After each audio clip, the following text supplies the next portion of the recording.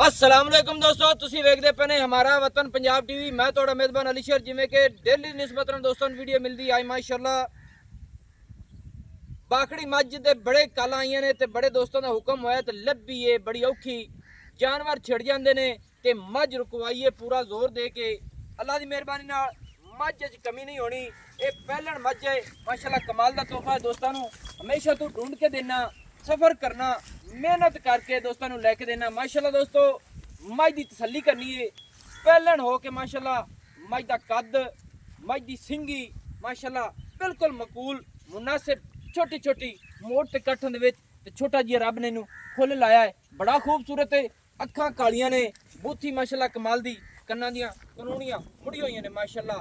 दौड़ मझ दी बड़ी सोहनी, मोटे ठप्पे होए, वक्खी बिल्कुल मकूल मुनासिब।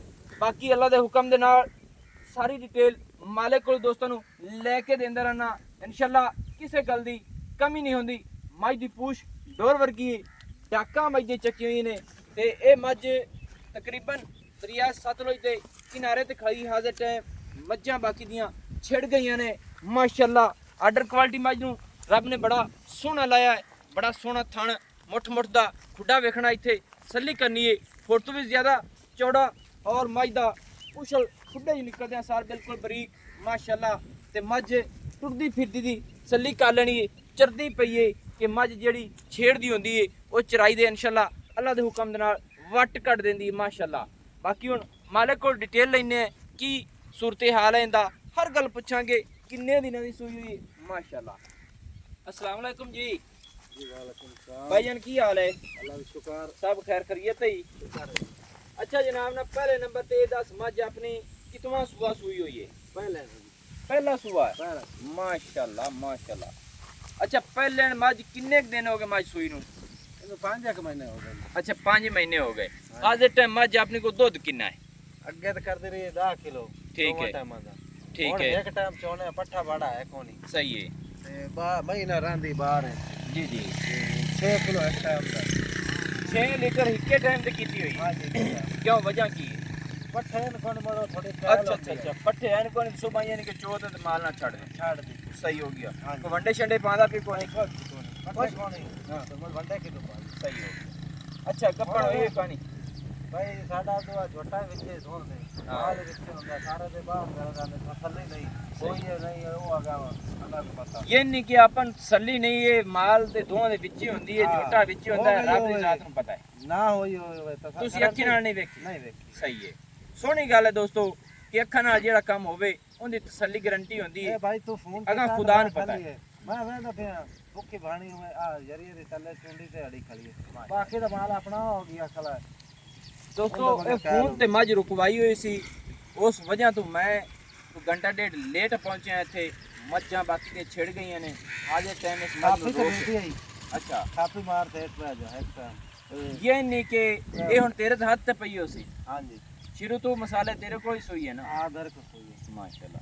हाल ਪਹਿਲਣ ਮੱਝ 6 ਲੀਟਰ ਦੁੱਧ ਥਾਪੀ ਮਾਰ ਕੇ ਜਾਂ ਮਸਾਲੇ ਕੋਈ ਹੱਥ ਬਦਲੀ ਵੇ ਤੇ ਉਹਨੇ ਵੀ ਕਰ ਸਕਦੀ ਹੈ। हां उन्हें भी ਹੱਥ ਬਦਲੀ ਹੋਣਾ ਤੇਰੇ ਕੋਲ ਤਾਂ ਕੋਈ ਨਹੀਂ ਜਿਸੇ ਦਿਲ ਕਰ ਚੋ। ਅੱਛਾ ਜੀ ਮਾਸ਼ਾਅੱਲਾ ਪਹਿਲਣ ਮੱਝ ਤੇ ਮੱਝ ਦਾ ਰੇਟ ਕਿੰਨਾ ਹੈ ਭਲਾ? ਇਹ ਭਲਾ ਮੂੰਹ ਚ ਕੋਈ ਪਤਾ ਹੋ ਸੀ ਕਿਵੇਂ ਹੋ ਸੀ? नहीं यार ਛੱਗੀ ਚੌਗੀ चौकी है ਚੌਗੀ या ਛੱਗੀ ਹੋ ਗਈ ਹੋਣੀ ਹੈ? नहीं चौकी है ਛੱਗੀ ਲਾਲ ਹੈ ਤੂੰ, हां ਮੱਝ ਪੂਰੀ ਹੋ ਗਈ ਮਾਸ਼ਾਅੱਲਾ। ਅੱਛਾ ਮੱਝ ਦਾ ਰੇਟ ਦੱਸ ਕਿੰਨਾ ਹੈ? बात जी किसे जो बने तो खाली होते तो मोर वेट करिया जी नहीं सोना करना जिथे हाँ। मोहब्बत वाला चौका करिए तो फिर स्वाद नहीं आता। वो 85,000 2,85,000 रुपया इन दे विच कोई है प्यार मोहब्बत हो सी साडे वास्ते? यार बात रेट ही मंगा है भाई। नहीं ये तेरी मेहरबानी तो बाकी को प्यार मोहब्बत होंदा ही है। 2,75,000 2,75,000 फाइनल है?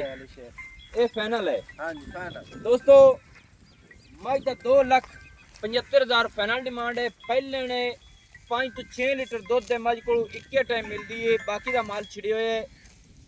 गब्बन का कोई तसल्ली नहीं, अल्लाह की मेहरबानी ने अपन नहीं तसल्ली है, गारंटी नहीं दे सकने हैं। अगर रब नूं पता हो सकता है गब्बन होवे ना भाई हां जी दोवां दे विच हुंदी है।